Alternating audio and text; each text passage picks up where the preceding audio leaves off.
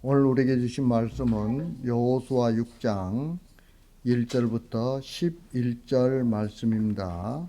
제가 가지고 있는 구약성경 326페이지 여호수아 6장 1절부터 11절 말씀입니다. 제가 가진 구약성경 326페이지입니다. 다 찾으셨으면 한 절씩 교독하겠습니다. 제가 먼저 읽겠습니다. 이스라엘 자손들로 말미암아 여러분은 굳게 닫혔고 출입하는 자가 없더라. 여호와께서 여호수아에게 이르시되 보라 내가 여리고와 그 왕과 용사들을 내 손에 넘겨 주었으니 너희 모든 군사는 그 성을 둘러 성 주위를 매일 한 번씩 돌되 엿새 동안을 그리하라. 제사장 일곱 양각 나팔을 잡고 언약궤 앞에서 나아갈 것이요 일곱째 날에는 그 성을 7번 돌며 그 제사장들은 나팔을 불 것이며 제사장들이 양각 나팔을 길게 불어 그 나팔 소리가 너희에게 들릴 때에는 백성은 다 큰 소리로 외쳐 부를 것이라. 그리하면 그 성벽이 무너져 내리니 백성은 각기 앞으로 올라갈지니라 하시매. 눈의 아들 여호수아가 제사장들을 불러 그들에게 이르되 너희는 언약궤를 메고 제사장 7은 양각 나팔 7을 잡고 여호와의 궤 앞으로 나아가라 하고 또 백성에게 이르되 나아가서 그 성을 돌되 무장한 자들이 여호와 궤 앞에 나아갈지니라 하니라. 여호수아가 백성에게 이르기를 아침에 제사장 7은 양각 나팔 7을 잡고 여호와 앞에서 나아가며 나팔을 불고 여호와의 언약궤는 그 뒤를 따르며 그 무장한 자들은 나팔을 부는 제사장들 앞에서 행진하며 후군은 궤 뒤를 따르고 제사장들은 나팔을 불며 행진하더라. 여호수아가 백성에게 명령하여 이르되 너희는 애치지 말며 너희 음성을 들리게 하지 말며 너희 입에서 아무 말도 내지 말라. 그리하다가 내가 너희에게 명령하여 애치라 하는 날에 애칠지니라 하고 다 같이 여호와의 궤가 그 성을 한번 돌게 하고 그들이 진영으로 돌아와서 진영에서 자니라. 아멘. 오늘 말씀은 여리고성이 함락된 내용이죠. 사람들은 여리고성이 함락된 내용을 읽으면서 하나님이 이스라엘 편에 서서 강한 적도 이기게 해 주신다는 것으로 이해를 하죠. 그래서 성도가 원하는 것은 기도만 하면 하나님이 들어주신다고 말하기도 해요. 심지어 어떤 사람들은 이스라엘이 여리고성을 빙글빙글 돌았을 때 무너진 것처럼 가지고 싶은 땅이 있으면 그 땅을 이스라엘처럼 돌면 하나님이 주신다고 말하기도 하죠. 소위 말해서 성받기, 땅받기를 이야기하기도 해요. 그러나 여리고성의 함락 이야기는 하나님이 이스라엘에게 여리고성을 주셨다는 것을 이야기하는 것이 아니에요. 여리고성을 통해서 이스라엘에게 무엇인가를 가르치려고 하신 것이 있다는 거죠. 그러면 그것이 무엇인지 우리가 말씀을 통해서 한번 알아보도록 하겠습니다. 먼저 1절, 2절 말씀입니다. 1절, 2절 말씀 다 같이 시작. 이스라엘 자손들로 말미암아 여리고는 굳게 닫혔고 출입하는 자가 없더라. 여호와께서 여호수아에게 이르시되 보라 내가 여리고와 그 왕과 용사들을 내 손에 넘겨 주었으니 아멘. 이스라엘이 가나안 땅에 들어가서 해야 할 일이 뭘까요? 싸움이에요, 싸움, 전쟁. 예. 가나안 땅은 천국을 의미하죠. 우리가 요단 건너가는 게 뭐예요? 천국 간다고 그러잖아요. 가나안 땅은 천국을 의미해요. 그럴 때 우리에게 하나의 의문이 생기죠. 과연 천국이 싸우는가라는 생각을 하게 되는 거죠. 우리는 보통 천국은 편안하고 즐겁고 아무런 고생도 없이 사는 곳이라고 생각을 하죠. 물론 그런 천국에 싸움이 있을 수 없죠. 요한계시록 21장에 나와 있는 것, 표현되어 있는 그 천국에서는 싸움이 없어요. 전쟁이 없는 거죠. 예. 그래서 천국에 싸움이 있다고 할 때 의문이 들 수밖에 없잖아요. 그죠? 우리가 생각했던 그 천국은 싸움이 없다는데 왜 싸움이 있다고 이야기하냐라는 의문이 들 수밖에 없죠. 그러나 이스라엘이 가나안 땅에 들어갔다고 해서 이제는 놀고 먹으면 되는 것이 아니잖아요. 싸우는 자로 살아가야 하는 거죠. 여러분, 우리 역시 마찬가지예요. 우리의 신앙생활은 싸움이에요. 싸움. 싸우며 살아가는 이것이 곧 천국이에요. 그렇다면 어떤 싸움을 살아갈까요?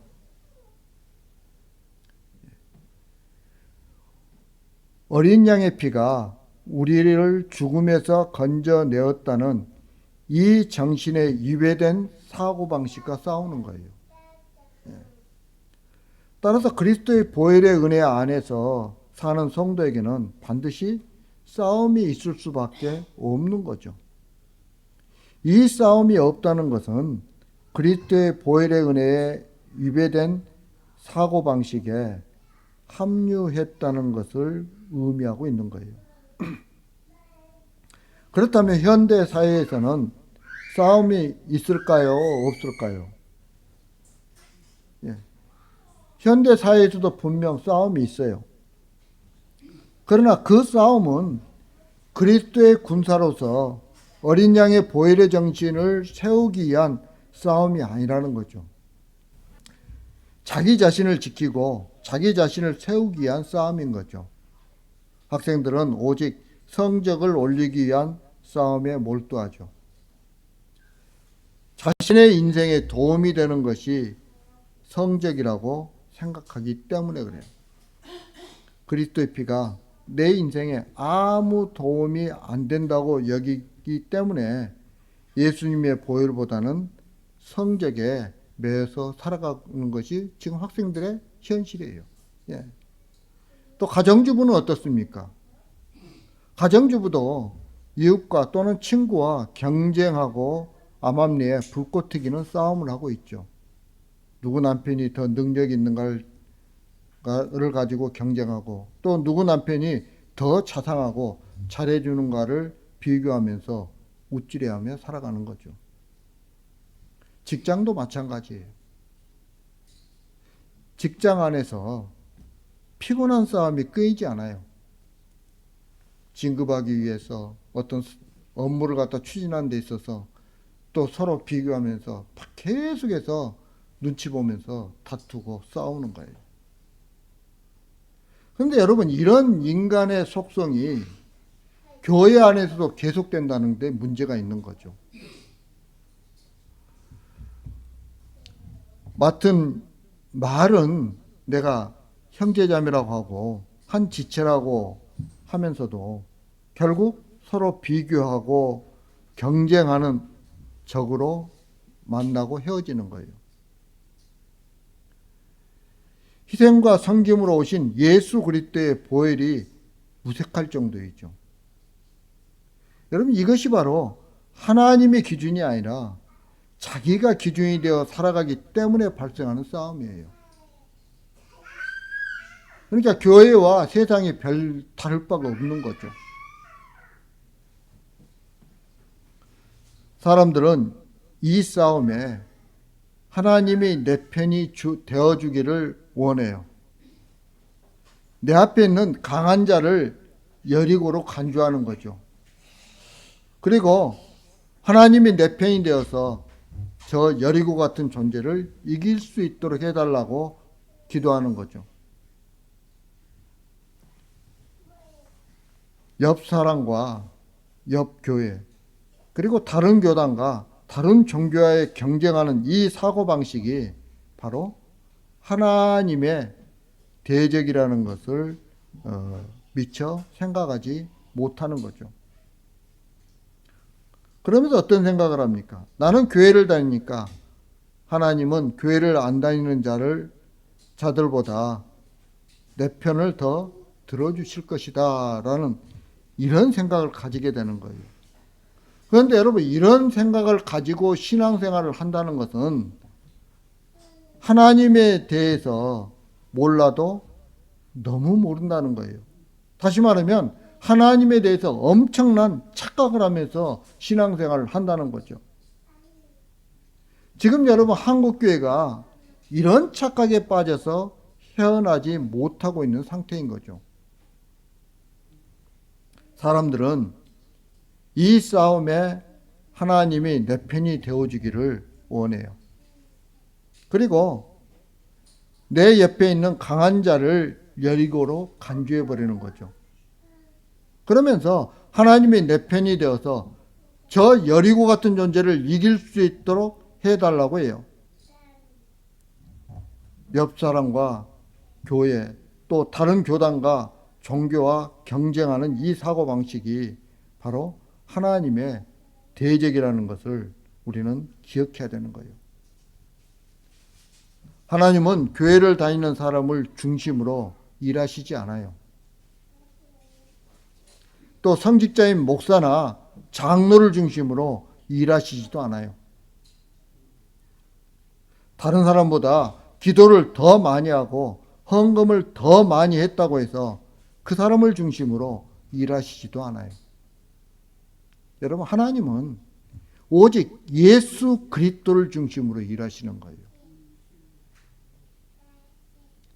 왜냐하면 하나님은 어둠의 나라는 버리시고 빛으로 오신 예수님의 나라를 새롭게 창조하시는 목적과 계획으로 일하시기 때문에 그래요.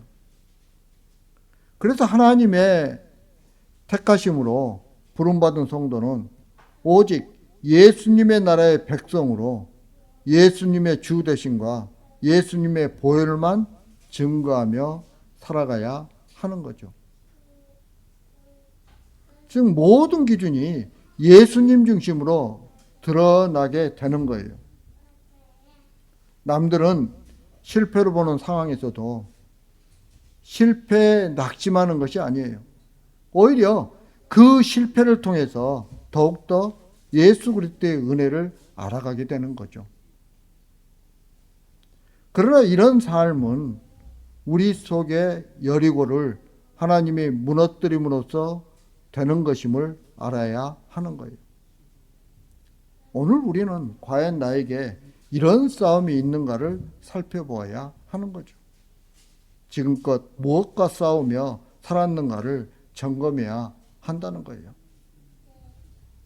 여러분, 천국이란 그리스도 안에 사는 것을 말해요. 그래서 여러분, 우리가 이 땅에 있으면서 천국 되어 살지 않으면 영원한 천국을 소망할 수 없어요.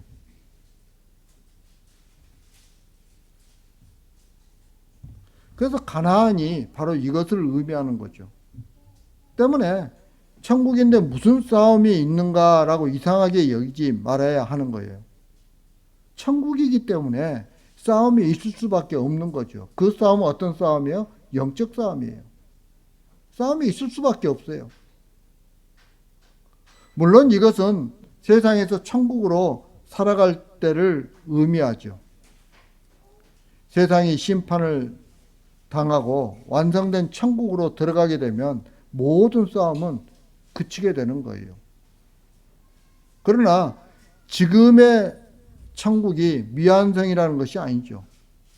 세상은 미완성의 나라지만 그리스도 안에서라는 천국은 완성된 나라예요.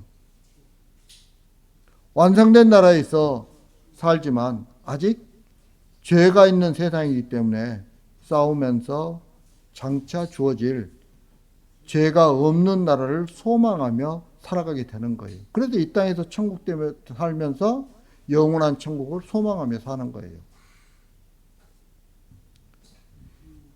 이스라엘 앞에 적은 여리고죠. 그렇다면 여러분, 무엇을 기준으로 이스라엘과 여리고가 구분될까요? 유월절한 의식은 이스라엘이 있고 여리고는 없고, 할례라는 표는 이스라엘은 있고 여리고는 없고, 아니면 제사 드리는 것은 이스라엘이 있고 여리고는 없고, 이걸 기준으로 이스라엘과 여리고를 나눌까요?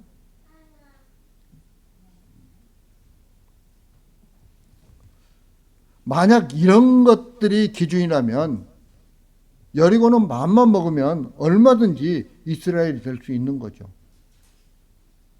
왜냐하면 의식이라는 것은 인간 스스로 얼마든지 할 수 있는 것이기 때문에 그래요. 이스라엘과 여리고의 구분은 언약궤에 있어요. 언약궤. 이스라엘은 언약궤에 의해서 요단강을 건넌 자들이에요. 죽어야 할 자가 어린 양의 피에 의해서 다시 산 자가 되었다는 흔적이 있는 거죠. 그 증표로 할례를 행하라는 거예요. 그러나 여리고는 어린 양의 피의 흔적이 없어요. 죽어야 할 인간이 어린 양의 피로 다시 살아났다는 것을 전혀 그들은 알지 못하고 있죠. 가나안 땅은 이것을 용납하지 않는 거예요. 그래서 가나안에서 여리고는 무너져야 했던 거죠. 결국 하나님은 어린 양의 피의 흔적이 없는 자를 공격하시는 거예요. 혈통을 보고 이스라엘로 구분하시면서 이스라엘이 아닌 자를 공격하시는 것이 아님을 알 수 있어요. 여러분, 우리가 성경에 나온 인물 중에서 가만히 한번 생각해 보세요. 갈렙이라는 인물이 있죠. 갈렙. 이산지를 내게 주소서 했던 갈렙. 갈렙이 어디 지파를 대표했죠? 유다 지파를 대표했잖아요. 그러면 갈렙은 유다인입니까? 조상이? 아니에요. 그럼 누구입니까? 갈렙은 어디 출신이에요? 에돔 출신이에요. 에돔 출신. 예. 근데 그에게 뭐가 있는 거예요? 바로 어린 양의 피로 다시 살아났다는 그 증표가 있는 거예요. 그래서 이스라엘인 거죠. 이스라엘은 언약궤로 인해서 자신들이 요단강을 건넌 것을 목격했죠. 또다시 언약궤에 의해서 여리고가 무너짐을 목격하게 되는 거죠. 여리고성이 무너지는 광경은 참으로 희한하기 짝이 없죠. 여러분 3절 4절 말씀 한번 읽겠습니다. 3절 4절 말씀 다 같이 한 목소리로 시작. 너희 모든 군사는 그 성을 둘러 성 주위를 매일 한 번씩 돌되 엿새 동안을 그리하라. 제사장 일곱 양각 나팔을 잡고 언약궤 앞에서 나아갈 것이요 일곱째 날에는 그 성을 7번 돌며 그 제사장들은 나팔을 불 것이며. 아멘. 하나님께서는 이스라엘에게 여리고성 주위를 매일 한 번씩 엿새 동안 돌라고 하시죠. 그리고 일곱째 날에는 여리고성을 7번 돌라고 하세요. 그리고 그 말씀대로 했더니 여리고가 무너진 거죠. 여리고성이 무너진 거예요. 여기서 우리는 이스라엘이 여리고를 총 몇 바퀴 돌았는가에 전혀 관심을 둘 필요가 없어요. 그건 중요한 게 아니에요. 중요한 것은 엿새 동안 한 바퀴 돈 것과 일곱째 날에 7바퀴 돈 것에 대한 구별이죠. 하나님이 천지를 창조하셨을 때 6일 동안 창조하시고 7일째는 복을 주사 안식하셨죠. 즉 하나님이 복을 주시고 안식할 수 있는 완전한 나라라는 증표가 7일이에요. 그러나 인간의 죄로 인해서 하나님이 안식하실 수 있는 나라가 깨어져 버리죠. 그래서 하나님은 다시 완전한 새로운 나라를 창조하시겠다는 것이고 그 나라를 주시겠다는 것을 7일째 7바퀴를 돌 때 여리고가 무너지게 함으로써 보여주시는 거죠. 여러분, 6일 동안 한 바퀴 도는 것은 인간의 일이에요. 하지만 7째 날 7바퀴를 돈 것은 하나님이 하신다는 것을 보여주신 거죠. 왜? 그 증표가 뭐예요? 여리고성이 무너져내린 거죠. 7일은 하나님의 날이고 7바퀴는 하나님이 하신다는 증표예요. 6일 동안 6바퀴를 돈 것은 인간의 일에 지나지 않아요. 그 모든 인간의 노력을 묵살하고 오직 하나님이 홀로 하신다는 것을 7째 날에 7바퀴를 돌게 함으로써 보여주신 것이죠. 7이란 숫자는 이것만이 아니죠. 7 제사장, 7 양강나팔도 있어요. 하나님은 7을 통해서 이스라엘에게 내가 일한다는 것을 보여주시는 거예요. 하나님이 일하신다는 거예요. 여리고성을 가나안 땅을 점령하는데 가나안 땅을 하나님이 어떻게 했어요? 내가 너에게 준다고 그랬잖아요. 그러면 하나님께서 주신다고 했으면 누가 일하셔야 돼요? 하나님이 일하시는 거예요. 그걸 여리고성을 통해서 다시 한번 보여주고 있는 거죠. 이것이 이스라엘에게 안식일을 지키라고 하셨던 이유예요. 인간의 노력으로 사는 나라를 포기하고 하나님이 들어가게 하시는 새 나라를 바라보고 살라는 의미가 바로 안식일이에요. 그렇기 때문에 지금의 주일과는 전혀 상관이 없는 거죠. 성도가 자신의 노력과 힘으로 사는 것을 포기하고 예수 그리스도의 공로와 보혈을 의지하고 산다면 그것이 바로 안식일을 지키는 거예요. 그래서 하나님은 이스라엘이 여리고를 돌라고 하실 때 그 앞에 언약궤를 앞세우게 하신 거죠. 여러분 6절과 7절 말씀 한번 읽겠습니다. 6절과 7절 말씀 다 같이 시작. 눈의 아들 여호수아와 제사장들을 불러 그들에게 이르되 너희는 언약궤를 메고 제사장 7을 양강나팔 7을 잡고 여호와의 궤 앞에서 나아가라 하고 또 백성에게 이르되 나아가서 그 성을 돌 때 무장한 자들이 여호와의 궤 앞에서 나아갈지니라 하니라. 예, 이스라엘은 여전히 언약궤의 뒤를 따르고 있죠. 언약궤가 그들의 중심이라는 거예요. 어린 양의 피가 묻어있는 궤가 이스라엘의 중심이라는 것은 인간의 나라가 무너지고 그 자리에 어린 양의 피를 기초로 한 새로운 나라를 세우시겠다는 뜻이죠. 이것이 하나님이 일하시려고 하는 계획이에요. 언약궤를 앞세우고 그 뒤를 따라서 여리고를 도는 이스라엘은 우리는 인간의 힘으로 살아가는 인간의 나라를 세우지 않고 오직 어린 양의 피를 중심으로 한 하나님의 나라만 세워지기를 바랍니다. 라는 그런 마음으로 그 여리고성을 돌아야 했던 거죠. 따라서 오늘날의 성도들이 예수님을 믿는다는 것은 내 속에 내 힘과 내 중심과 내 기준으로 살아가는 인간의 나라인 여리고성은 다 무너지고 오직 예수 그리스도의 보혈을 기초로 한 하나님의 집만 세워지기를 바랍니다. 라는 정신이 살아있는 것을 의미하죠. 이것이 하나님을 기준으로 살아가는 성도인 거예요. 이 세상은 하나님의 뜻과 계획 안에 이루어질 뿐이에요. 예수님은 주기도문에서 뜻이 하늘에서 이루어진 것 같이 땅에서도 이루어지이다 라고 기도하셨죠. 이것은 하나님의 뜻이 땅에서 이루기 위해 성도가 힘써야 한다는 것을 의미하는 것이 아니에요.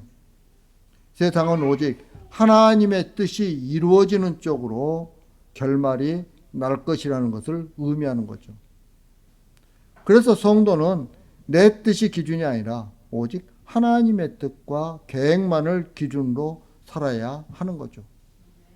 사람들이 세상에서 자기 일이 잘 될 때 내 뜻대로 된다고 좋아하죠. 하지만 그것은 결국 하나님에 의해서 무너질 여리고에 지나지 않는다는 것을 우리는 깨달아야 하는 거예요. 이제 말씀을 마치려고 합니다. 사랑하는 성도 여러분, 우리는 세상의 싸움에 휩쓸리지 말아야 하는 거죠. 우리가 싸워야 할 싸움은 하나님의 싸움이에요. 우리는 세상은 아무것도 아니며 무너져야 할 성에 지나지 않는다는 것을 보여줘야 할 하나님의 군사들이에요. 그리고 그 싸움은 이미 승리한 싸움이에요. 다만 우리는 하나님이 일하신다는 것만 보여주면 되는 거죠. 세상 나라를 무너뜨리고 예수님의 보혈로 사는 새로운 나라로 우리를 집어 넣으셨다는 것만 보여주면 되는 거예요. 따라서 오직 하나님이 일하신다는 것을 기준으로 삼고 인간의 싸움이 아닌 하나님의 싸움을 하면서 그의 나라와 그의 의를 바라보며 살아가는 저와 여러분들이 되길 주님의 이름으로 축복합니다.